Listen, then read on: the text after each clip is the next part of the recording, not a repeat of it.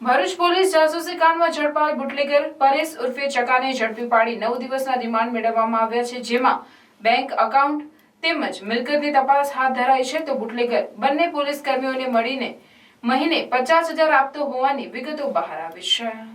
ભરૂચ પોલીસની જાસૂસીના કાંડમાં ભરૂચ એલસીબીના 2 કોન્સ્ટેબલ મયુર ખુમાણ તેમજ અશોક સોલંકી, ભરૂચના કુખ્યાત બુટલેગર નયન બોબડો તેમજ વડોદરાના કુખ્યાત બુટલેગર પરેશ ઉર્ફે ચકો ચૌહાણ માટે સ્ટેટ મોનિટરિંગ સેલના અધિકારીઓના લોકેશન મેળવી આપતા હતા.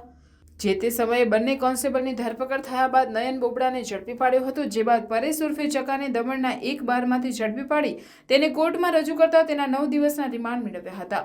જોકે 4 દિવસના રિમાન્ડમાં તેણે મગનું નામ મરી પાડ્યું નથી. પ્રાથમિક વિગતો તેણે આપી છે, જેમાં તેણે કબૂલ્યું છે કે બંને પોલીસ કર્મીઓને મહિને 50,000 રૂપિયાનો હપ્તો આપતો હતો. તેમજ તે છેલ્લા 1 વર્ષથી ઇન્દોર તેમજ વડોદરાના તેના બહુચર નગર ખાતેના બીજા મકાનમાં રહેતો હતો.